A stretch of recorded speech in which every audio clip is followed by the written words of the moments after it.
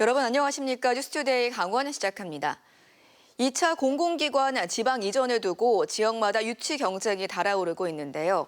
국책 연구기관들은 분산보다는 집중, 단순한 기관 이전보다는 지역의 산업과 연계한 거점화가 중요하다고 지적하고 있습니다. 윤하은 기자의 보도입니다. 13개 공공기관이 이전한 강원 혁신도시. 지난 2013년부터 공공기관이 하나둘 입주하면서 반곡동과 그 일대는 인구가 늘고 새로운 상권과 주거지가 생겼습니다. 하지만 공공기관 이전이 지역 전체의 성장으로까지 이어졌는지는 다른 이야기입니다.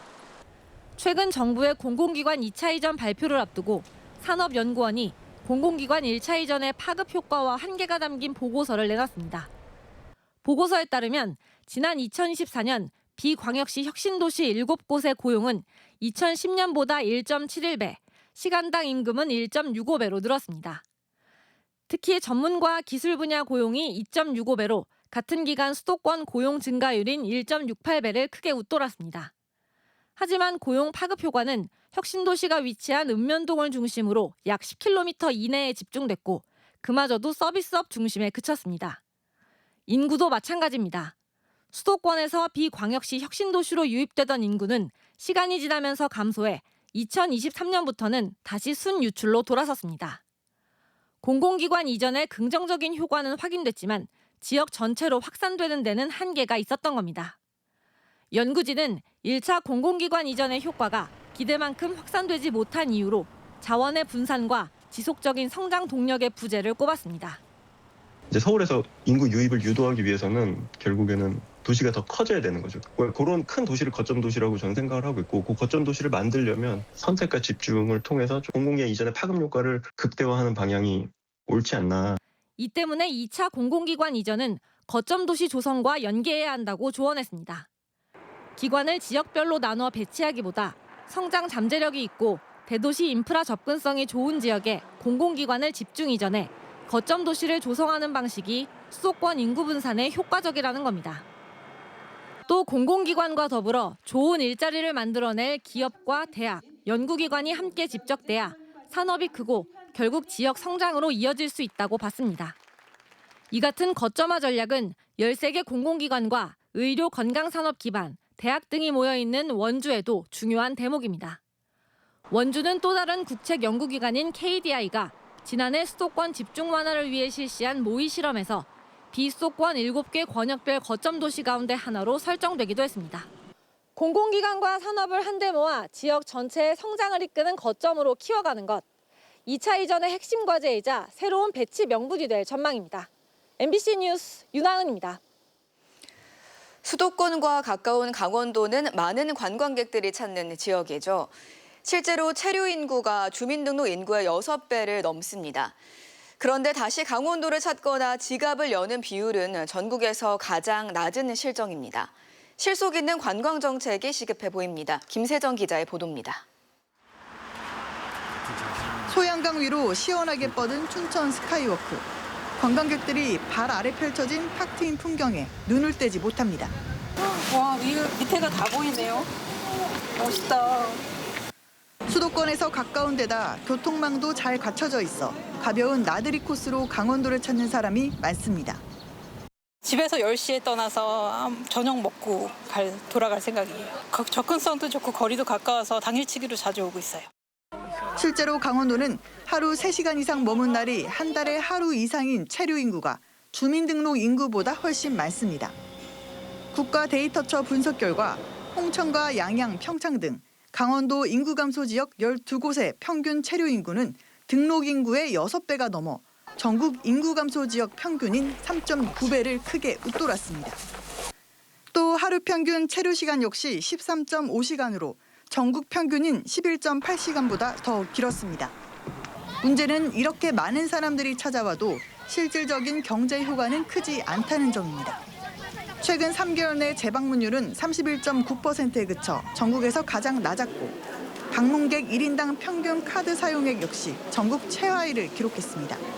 가족이 묵을 만한 숙박시설이나 고급 호텔이 부족하고 즐길 거리가 미흡한 것이 큰 원인으로 꼽힙니다. 결국 관광객들이 다시 와서 지갑을 열게 할 매력적인 관광 상품 개발이 시급하다는 지적이 나옵니다. 여러 가지 100대 명산이라든지 여러 가지 산악 지원들이 있기 때문에 그런 부분들과 연계를 된다 그러면은 다양성을 지닌 야간 관광 콘텐츠가 되지 않을까 생각을 합니다. 찾아오는 사람을 머무는 사람으로, 한 번 온 사람을 단골로 만드는 것. 인구 소멸 위기에 직면한 강원 관광이 반드시 풀어야 할 과제입니다. MBC 뉴스 김세정입니다. 100년 전 울릉도의 풍경과 주민들의 생활상이 담긴 희귀사진 전시회가 울릉도에서 진행됩니다. 일제의 식민주의적 시각을 비판하고 울릉도 향토사를 복원했다는 점에서 의미가 큰데요. 전시회는 내년 2월까지 이어진다고 합니다. 포항 MBC 김기영 기자가 전해드립니다. 100여 년 전 울릉도의 당당한 자연, 고단하면서도 억척스런 선조들의 삶이 빛이 바랜 사진에서도 생생합니다. 독도 박물관과 영남대 문화인류학과 BK21 교육연구팀이 마련한 특별전 울릉도 1919가 울릉수토 역사 전시관에서 문을 열었습니다. 3.1운동이 한창이던 1919년 조선 총독부의 고적조사 사업 당시 일본인 학자 야스이 세이스가 촬영한 미공개 사진 자료가 처음 공개됐습니다. 전시는 조선 고적 조사의 목적, 울릉도의 유적과 풍경, 주민들의 삶 등 5개 부문으로 구성됐습니다. 우리 조선 개척민들이 이 근대 시대 어떻게 어떤 식으로 살았는지 그 흔적조차 좀 알 수 없는 상황에서 이렇게 사진과 기록으로 그들의 일면을 볼 수 있다는 점에서 굉장히 의미가. 영남대 문화인류학과 정인성 교수가 지인을 통해 10여 년 동안 일본에서 물어 수집한 소중한 사진 자료입니다. 정 교수는 특히 조사 목적이 일본과 조선의 조상은 같다라는 일선 동조론을 증명하기 위해 시작했지만 사진은 그 의도를 스스로 약화시켰다고 주장합니다. 남설이 남양리 무덤에서 신라 토기가, 현포리에서는 조선시대 관료들이 남긴 문헌 자료가 나오자 야스이는 조사 후반부에 이르러 유적이 아니라 울릉도의 풍광을 촬영하는 등 조사 형태가 바뀌었음을 엿볼 수 있다는 겁니다. 조사 과정에서 확인된 것은 고대 일본의 흔적이 아니라 울릉도에서 출토된 것은 오로지 이제 신라 유물이었고 그리고 조선시대와 관련된 유적이었습니다. 그래서 야스이는 울릉도에서 그가 목적했던 일선 동조론의 실체 확인은 어렵다, 불가능하다라고. 정 교수는 울릉도의 빼어난 자연을 감상하고 독특한 먹거리를 찾는 데 그치지 말고 울릉도의 역사도 마주하는 계기가 되기를 바란다고 밝혔습니다. 아픈 역사 속에서도 조상들이 지켜온 향토사의 가치를 새롭게 발견하는 기획전은 내년 2월 12일까지 이어집니다. MBC 뉴스 김기영입니다. 강원도가 오늘부터 28일까지 2016 해외 바이어 초청 온라인 수출 상담회를 개최합니다. 올해로 4회째인 이번 상담회는 도내 중소수출기업의 해외 판로 개척을 지원하는 사업으로 도내 기업 100곳과 40개 국가 해외 바이어 200여 곳이 참여해 모두 600건의 수출 상담이 진행될 예정입니다. 강원도는 상담 결과를 분석해 계약 가능성이 높은 바이어를 선별하고 오는 10월 원주에서 열리는 오프라인 수출 상담회와 연계할 계획입니다. 정부가 지방공무원의 적극 행정을 활성화하고 지원하기 위해 관련법 개정령안을 마련했습니다.